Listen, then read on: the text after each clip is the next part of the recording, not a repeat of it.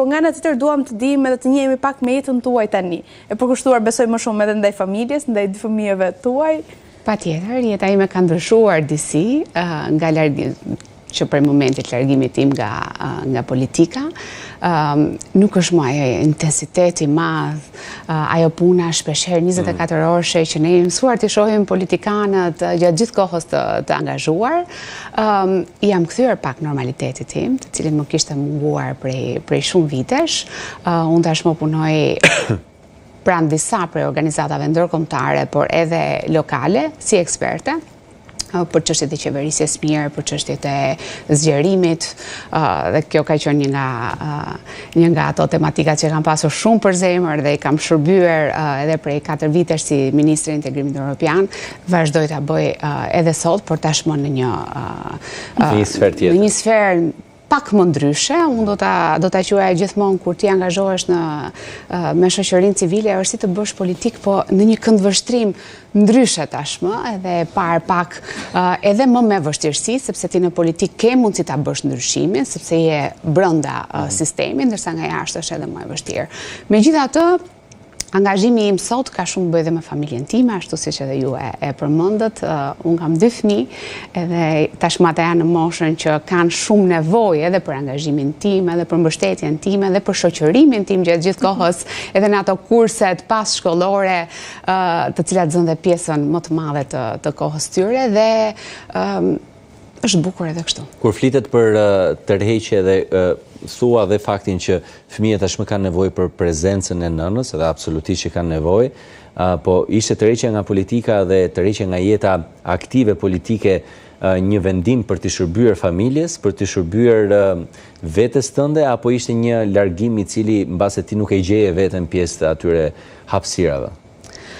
Unë sot e shoh me shumë qetësi vendimin tim që kam marrë, por në ato momente kur vendosa të largohem nga politika, patjetër që ka qenë një miks, do të thoja unë, e shumë çështjeve që më mundonin.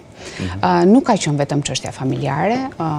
Unë në momentin që u largova i kisha ato 2 fëmijë dhe kanë qenë shumë të vegjël dhe kërkesa e tyre sa vinte dhe rritej, por përtej kësaj mendoj që kur ne jemi në politik, njeriu duhet të udhëhiqet shumë nga qëllimi. Cili është qëllimi që unë jam aty? Ai shërbej dot këtij qëllimi?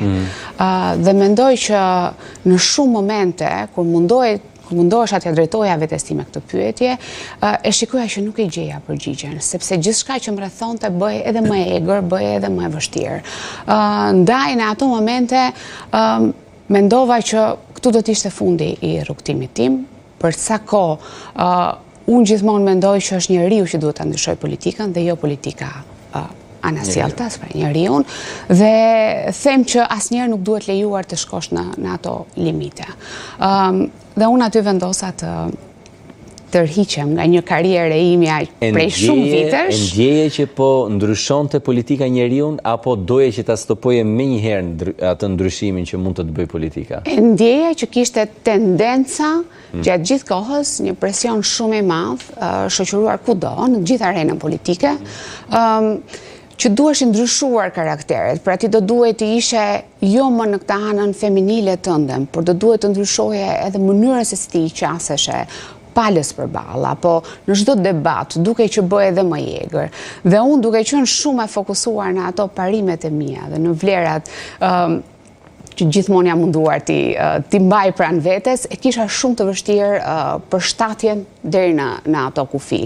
Ndaj dhe thash stop me njëherë, ndoshta koha do ta tregojë nëse ka qenë një vendim i drejtë apo edhe i gabuar, sepse patjetër që njeriu mund të marrë disa vendime në jetë që në një moment të caktuar e kanë çuar në ato lloj rrethanash, por më vonë bën dhe një analizë. Unë sot e shoh ftohtë, mendoj që kam bërë mirë, sepse nuk është se ka ndryshuar politika. Pra duket që njerëzit që janë aty nuk kanë arritur ta bëjnë politikën një mjet për të bërë mirë, dhe këtë unë e shoh me shumë keqardhje. Nuk ka ndryshuar fare politika gjatë këtyre viteve? Të paktën për mirë.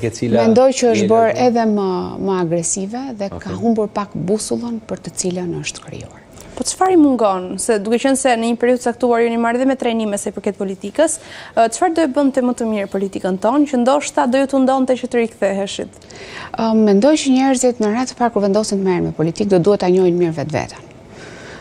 Që do të thotë do duhet të njohin ato kornizat deri ku shkojnë ato, cili është presioni që mund të mbajnë brenda një arene politike që është shumë e gjerë dhe shumë e egër, siç e thash.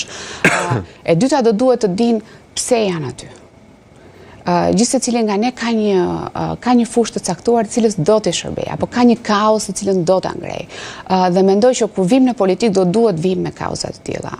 Unë mbaj mend që kur jam bërë pjesë e politikës, vija nga një studim jashtë, kam mbaruar për çështjet europiane, pra masterin e kam kryer për politikat europiane dhe ëndra ime ka qenë gjithmonë një Shqipëri në Europë, një Shqipëri me standarde ndryshe, ku të rinj të kishin mundësitë njësoj siç unë shija në Mbretërinë e Bashkuar në ato kohë që ka qenë pjesë e Bashkimit Evropian apo edhe në vendet e tjera të Bashkimit Evropian.